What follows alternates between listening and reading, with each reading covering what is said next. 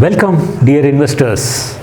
It's been more than a month since all of us went into lockdown, and by now, all of us would have been frustrated by working from home, or at least got to know what a big torture it is to stay at home, right?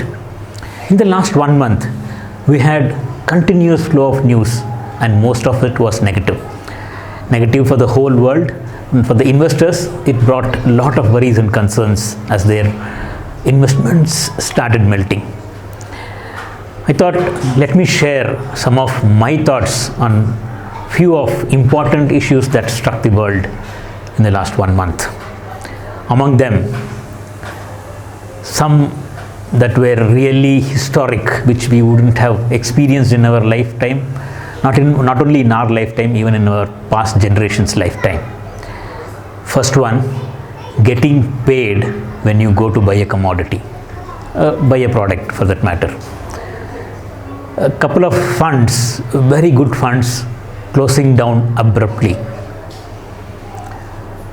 Aggression by a country coming to an end. Giving medicine to the world as a helping hand when the whole world is in a health crisis. And last, working from home and the blues of it. I generally refrain from giving some negative news as the output, because what we think is what we materialize in our life. So it's better to think positive and get that happen in our life. Though there had been a lot of negative news flow on the superficial level, there are very good positive instances which we can take out from those negative news flows. Like that, let's see what were the positives in all the 5 instances which I spoke. Let's start with the first one, getting paid when you go and buy a product. Have any one of you had the experience of going to a market to buy something and you get paid for buying the product? Let's say you go to a vegetable vendor to buy tomatoes. After you bought tomatoes, he pays you the value of money for you coming and buying tomatoes with him. Surprising, right? That's what exactly is happening in the crude oil market today.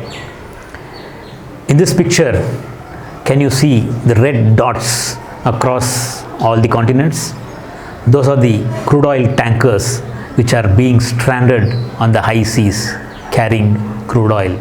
They are not able to unload their cargo because all the storage facilities across the globe are full today because of zero demand. Until a few months back, these oil producing countries used to come often through a cartel and threaten the world that they will cut production so that demand rises and they are getting paid high sums of money for crude oil. They were making huge profits from crude oil, and those profits they were investing again into our economies, into businesses where we spent for our consumption. The profit which was made from those businesses again went to them. They were looting us left, right and center. Today, the things have changed upside down. Let alone cutting down production. Today, if they stop production also, nobody is bothered, because no country is consuming oil today. These producers are having no other option. If they stop their oil wells, they are going to face very big damage. So they are producing oil and begging cargo ship owners to lift their produce from them and paying them money. Each of this cargo ship needs to be paid $35,000 per day to keep them on the high seas. Can you think about the amount of money that these oil countries are pouring to keep their producers safe? So much money is getting wasted. Today, all that aggression they had, they were showing to the world close to a century now. Now they are going to face the music. All these countries are going to go bankrupt, and they have to remove all their savings and live on their savings. How long that will last, it's anybody's guess.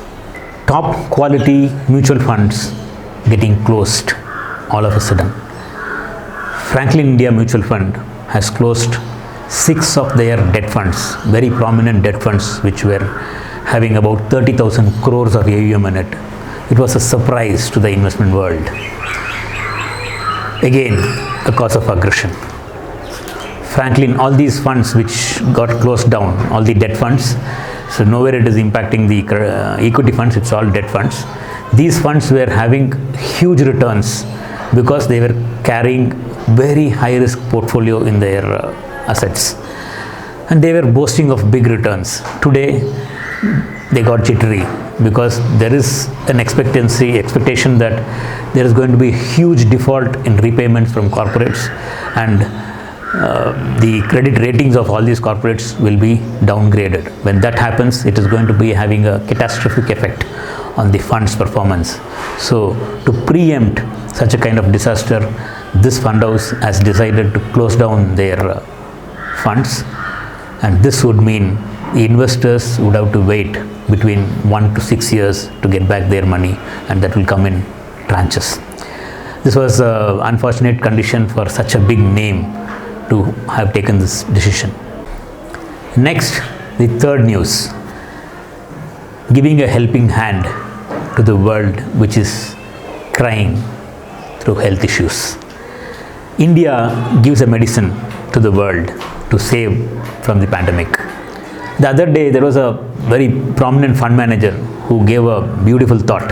He said, there are 2 big countries in the world which gave 2 different experiences to the global population.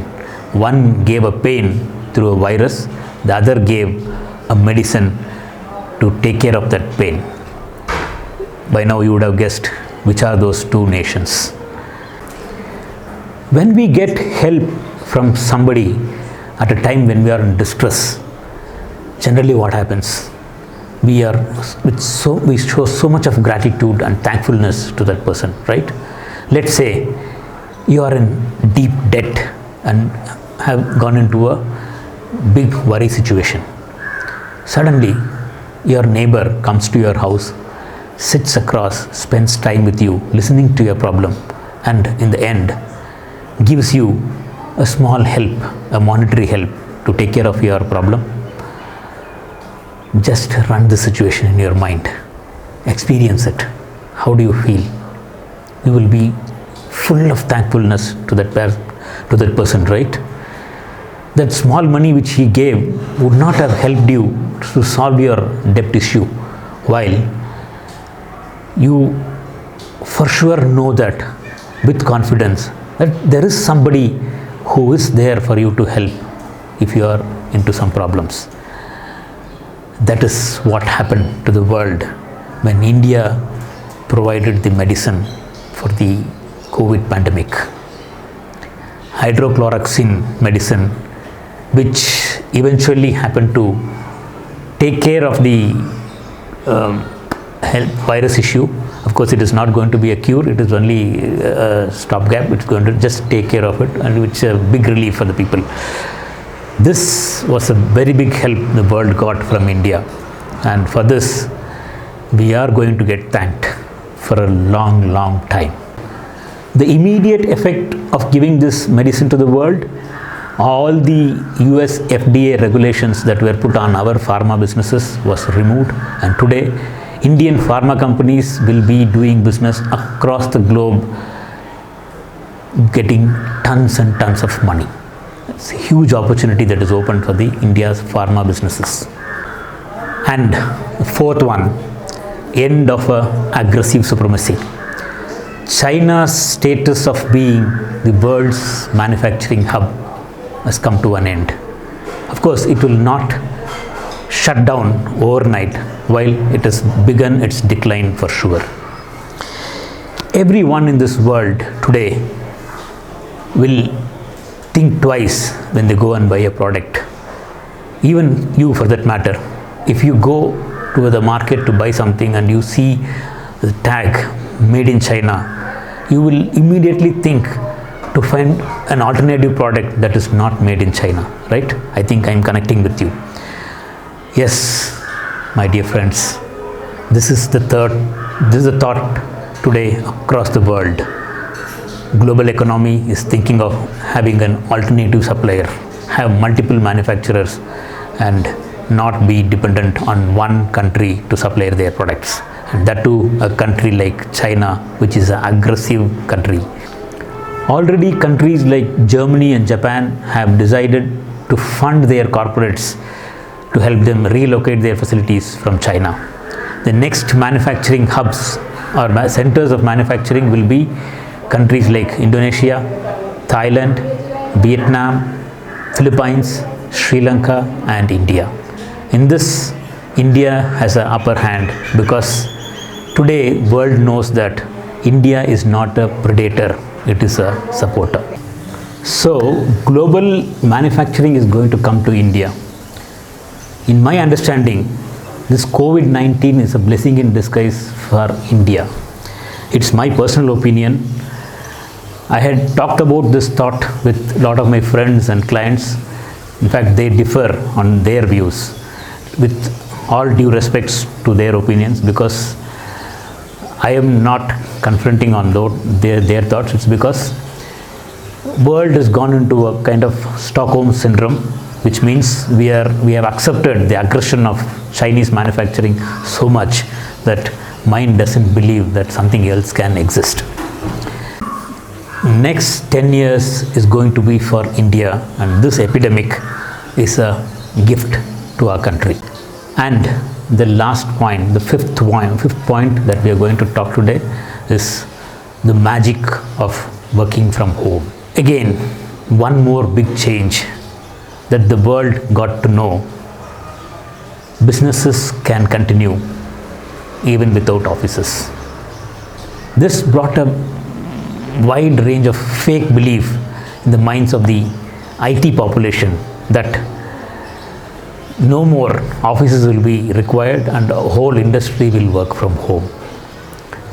There again, my thought is, yes, the industry has adopted to the work from home culture, and business owners who have got used to it will want to continue, while it is only going to be a few percentage even in the IT population, while other businesses will have to continue in the regular format what we were doing. It is very clear that it is only the IT industry which is going to have this benefit of working from home. And still, even though there is a small percentage that will be working from home, it is going to bring a dramatic change in the way the world works in future. What are the changes that it will bring? In the IT industry, people or the staff has been transported from their home to offices using cabs. Now, a percentage of this cab business will drop. People who are doing cab service businesses will have lower business and drivers will go out of job. Again, in the IT industry, they have been served grand food in the offices. Now, the catering businesses which were doing this service will have lesser business, and people who were employed in this catering businesses will go out of job. Third, real estate, which will be a very big significant hit will be taken in this sector. After the downplay in the real estate segment on the residential side, after the demonetization and RERA, commercial real estate was where big investors were putting their money because of high returns. Now, the demand for commercial real estate will start declining because work from home, even if it is a small percentage, demand pressure will be lesser. So this commercial real estate lucrative returns is going to be history. Then, when commercial real estate is not being of much use, the facility management business that were managing all these commercial facilities will have lesser business. That means a huge chunk of people who are working in the housekeeping segment, like securities, housekeeping, all these business people will go out of job. So there will be huge displacement in the job sector. Can we see the negativity that this work from home is creating on the economy as a whole? Of course, there is no one to benefit. There is something which is happening new while somebody else is getting displaced. It's like haunting, right? To hear all this negative news continuously. Wait, there is positive in everything that happens. Let's look at what are the positives that are there in all these instances which we spoke. In all the challenges, there are benefits available. When oil price goes down, India's forex reserves will go up because more than 50% of our export bill is from oil purchase. Then pharma business, when it goes up, all the pharma companies are going to do business not only in India, at a global scale. You can see the magnitude of business growth for pharma industry, and not only in India, they will have business facilities across the globe, giving employment and generating money. China's loss as a manufacturing hub is a gain to India because there are a lot of manufacturing facilities that will be coming to India which will employ people, thereby bringing a new standard of life to people. When businesses grow, life of Indians, the way we live will also increase. What I am talking here is a very, very early stage thought. It might take time. The immediate question will be, when is this going to happen? It is going to take time. Before that, we will have some pain periods, and after that only we will reach the growth stage. For those who have the belief on this thought, can take this opportunity to invest into the Indian economy and they reap the very big benefits that is there on offer in the next 10 years. India is likely to grow 5x in the next 10 years, and it is going to be a historical growth stage for India. And to invest in this market, to reap this very big opportunity, there is a strategy to be followed. Those who are interested, please send a message or write to us. We will share the strategy, how it has to be done. It is a long-term plan. It will not be 2 to 3 years. It's going to be a 10-year plan. It should be done in a staggered manner. We will work out how it has to be done. Now, coming to those who don't believe in the India growth story and are worried about the losses in their investments, my sincere request is, please don't remove your investments and make a notional loss into a permanent loss. As of today, any investment, not only in India, across the globe, has been down around 20%. For some mid and small cap investments, it would be down around 25%. Say you had invested rupees 100 and today it is showing a value of 75 rupees. If you remove this 75 and invest into FDs to ensure that you don't see any further loss, at 6% growth in fixed deposits, probably even that will decline soon. It will take 5 years to recover to the same 100 which you invested. In the 5 years time, Sensex will be at 60,000. Today we are at around 30,000 levels. That means in 5 years, Sensex will give 100% returns. While if you take money out of FD, your investment now and put into FDs, it will only reach to 100, whereas the same 75 will become 150. While when we talk about this, people keep saying that I don't have patience and I don't believe that it will happen. For those who don't have the belief or patience, stock market is not the place to invest. Unfortunately, people got drawn into mutual fund investment, seeing fat, big returns that was there in 2016 and 17, with the expectation that same returns will come year after year. Of course, it is not going to be that way in the stock markets. We will have big returns. It comes in not in a straight line method, it comes in a wave. So now we are in the down wave. It will start going up. When up wave comes, we will recover, but it needs patience. So for those who fit into this no patience, no belief group, please send us your requests for redemption. We will get the papers ready and ensure that once the investment reaches to the level where you put in money so that you are having zero losses, we will move out from your investment so that you don't lose any money you put into the mutual funds, and later on you can invest into whichever asset you think is safe and grow your money. Again, a sincere request, please don't redeem your investments and make a notional loss into a permanent loss. Mutual funds never give losses to its investors. It is the investor who creates the losses by his or her impatience. For those who believe the India story, enjoy the journey. We are going to have a beautiful 5x growth in our country. The other day, one of my very close friends asked me, will India have a $10,000 per capita income? Today, India's per capita income is around $1,850. If we say 5x growth, yes, we will reach the $10,000 per capita income by 2030. Today, out of whatever we are earning, 50% goes off to food expenses. Suppose say you are earning 100 rupees, you are spending 50 rupees towards food. Later, when your income goes from 100 to 500, your food expense will not have a substantial increase, a significant increase from 50 to 250. It can only go up to say 70. You cannot consume so much. So that means there is going to be huge surplus left over from your income, and all that income will be spent on luxuries. Look at the kind of lifestyle that Indians will have in the next 10 years. Happy investing.